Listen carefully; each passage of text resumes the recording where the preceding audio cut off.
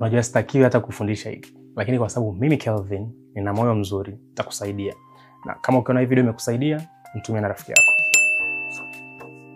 Kwenye kitu chochote tunachokifanya kwa ajili ya kuingiza pesa, kuna makundi ya watu wawili ambao ni ya muhimu sana: washindani wako pamoja na wateja wako.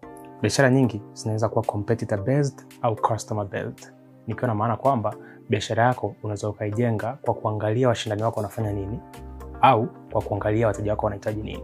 Na hizo zote zinaweza kuleta matokeo tofauti kabisa. Ukijenga biashara yako kwa kuangalia washindani wako wanafanya nini, matokeo yake ni rahisi sana.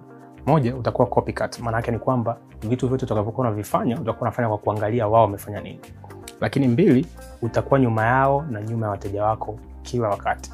Lakini ukiweza kujenga biashara yako kwa kuangalia mahitaji ya wateja wako, utapata matokeo tofauti kabisa. Kwa sababu wateja wako hawajali umefanya kitu gani bora zaidi ya washindani wako.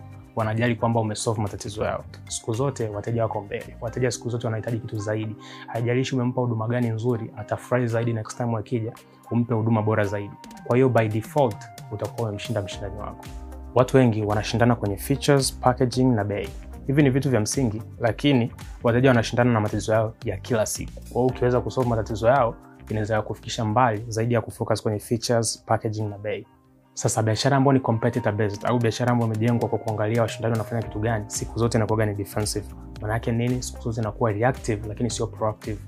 Nikiwa na maana kwamba siku zote utakuwa unasubiri washindani wako wamefanya kitu gani ili na wewe ufanye. Kwa hiyo kama ameleta mzigo fulani, then na wewe unaamua okay, kwa sababu ameleta huo basi itakuwa sasa hivi ndio unauzika, ngoja na mimi nilete. Au kama wameanza kufanya vitu fulani kwa mfano kwenye content na unataka ufanye content za aina hiyo hiyo. Lakini biashara ambayo ni customer based au biashara ambayo inaangalia wateja wako wanahitaji kitu gani, siku zote inakuwa offensive. Maana yake inakuwa proactive. Inakuwa unakuja na solution kutokana na matatizo ya wateja wako kwa muda huo. Na in the long run, offensive inashinda kila wakati. Sasa kama umeelewa, niambie hapo kwenye comment kwamba biashara yako imekuwa ni competitor based au customer based.